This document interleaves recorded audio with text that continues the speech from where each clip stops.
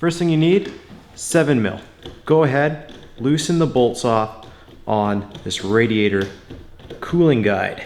Guides it out the hood because that's how they battle the heat in this engine bay.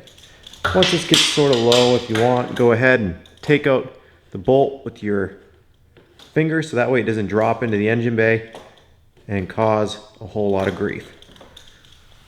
Do the same to the other side. Just be careful with that black hose right there. Just go ahead, get in there, and all you can do is turn it and have your fingers ready to catch that screw. After you get the ones in the corner, now you need to get the ones in the center. Go ahead and quickly loosen these ones off. And one right here. Just go ahead and loosen these two. If you're careful, you won't need to pull them all the way out. What you'll be able to do, just leave them right there. Grab this and lift it out just like that. Put this off to the side. Reach down, at the very bottom you'll see it protrudes, the little gray piece. You squeeze it. So press it in and then you can pull it off. So like I said, see this? Just presses in. Just put it off to the side here. Now we need an 8mm socket. Right here, go ahead, loosen this up. That way we can get it off the throttle body. Then if you want, you can do this side too. Just get it off right here.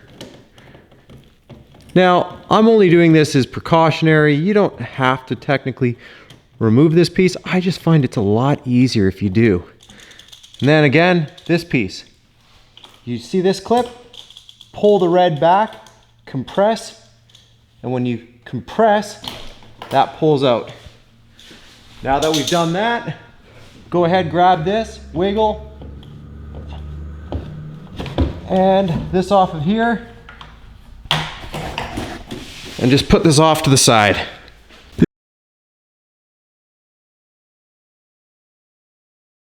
We have our intake and all its glory here, plus the radiator shroud that was right here. That was for the fan. We can get at our serpentine. By doing so, we can throw this on here, and then as you can see, as we put some pressure on here, look at that. Takes the pressure off the belt. Now, usually what I would tell you to do is look for the weakest pulley. You could try the alternator because it is the smallest pulley, but can't reach down there, you can also try and do it off the alt. Now, let's look at our belt really quickly. Over the alternator, under the big pulley, around this big pulley, and then as you can see, it went over like this, and then down, and then back up. This is a very simple serpentine. Another neat fact I just learned about the Corvette, it is double ribbed, meaning there's no smooth surface. So I was telling you to take it off the smooth surface. There's no such. So once you have the tension there, if you have a friend or yourself, I would just take it off the alternator because it will be your easiest bet out of all of them.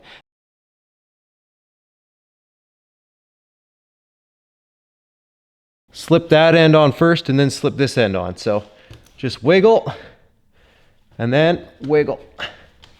Make sure they are fully both seated. It should slip right up to the rubber, just like that.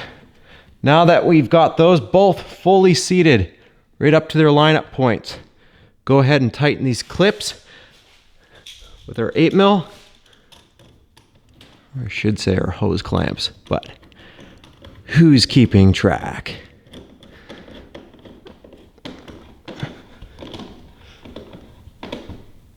Okay, that's right there. This is right here.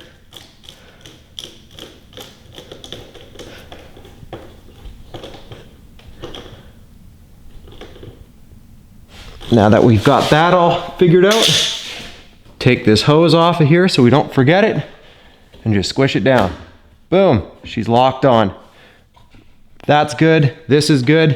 If you want, go one last time over. This is seated in here. Now, pick this piece back up. Line it back up, just like so. And get your first 2 screws started, and we'll put our last 2 screws in. From this point, go ahead and make sure that that's nice and clicked on. After you've gone ahead and made sure that's clicked on, you can also make sure that that red clip is seated still nice and proper. Everything should be done. We already double checked as we were doing it. Everything's nice and tightened up. You can go ahead and take your hood, bring it down to right about here and let go.